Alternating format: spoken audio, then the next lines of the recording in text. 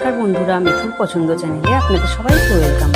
আজ চলে আসছি মহালয়ের দিন। মহালয়ের একটি ছোট ভিডিও নিয়ে শুভ মহালয়ের শুভেচ্ছা সবাইকে জানাচ্ছি। সবাই ভালোভাবে হয়তো মহালয় কাটিয়েছেন আর কাটাবেন।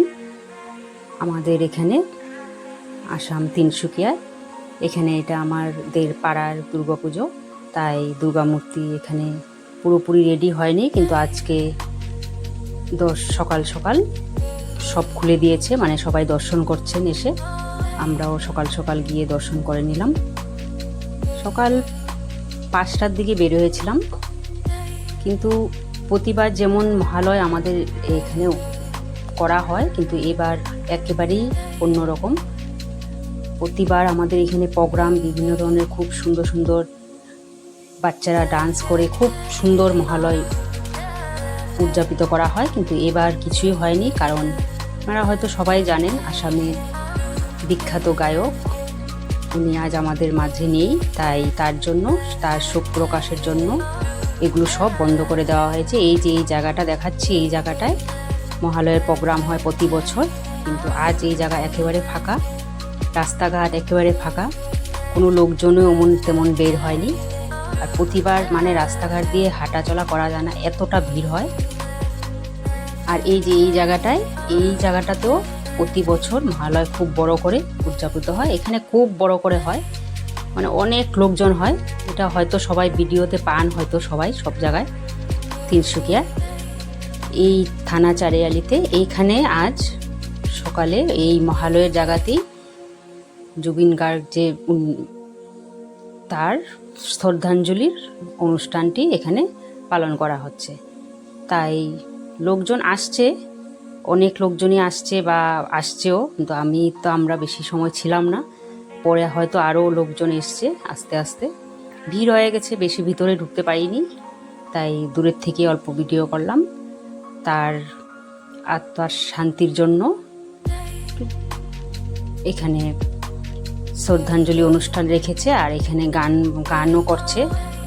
তার গাওয়া গানই এখানে অরিজিৎ চক্রবর্তী বলে খুব ভালো গান গায়, সে তার গানই গাচ্ছে ভিতরে, কিন্তু আমি একদম ভিতরে যেতে পারিনি, দূর থেকে অল্প করলাম।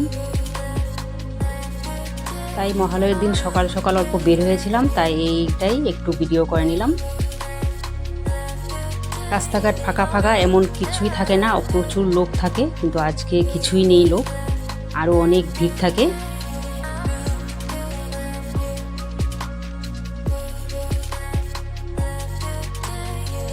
6টার থেকে আরও মানে শ্রদ্ধাঞ্জলি অনুষ্ঠান মানে আরও অন্যরকমভাবে শুরু করবে, তাই আমরা 6টা পর্যন্ত থাকিনি, আমি এসে পড়েছি। তার আগে আমি বাড়িতে চলে গেছি।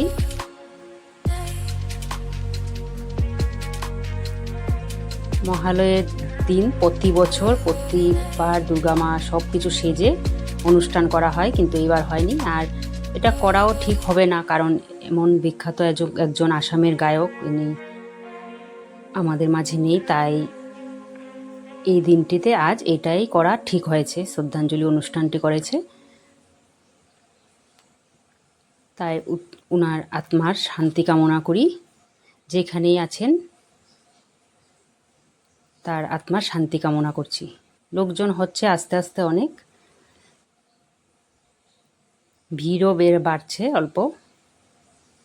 আমরা আসার পর হয়তো আরও লোকজন, কারণ আমরা রাস্তা দিয়ে আসার সময় দেখেছি অনেক লোকজন মানে ওদিকে যাচ্ছে হেঁটে হেঁটে।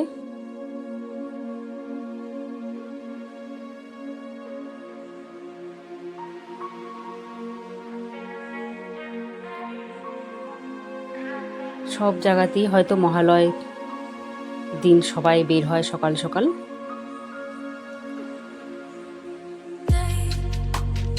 6টা বাজেনি, কিন্তু দেখেন কি পরিমাণে রৌদ্র উঠে গেছে, আজ ভীষণ পরিমাণে গরম পড়েছে। আমরা এবার চলে যাচ্ছি ঘরের দিকে।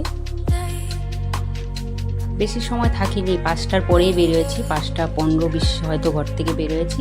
6টার আগে আবার ঘরেও চলে গেছি।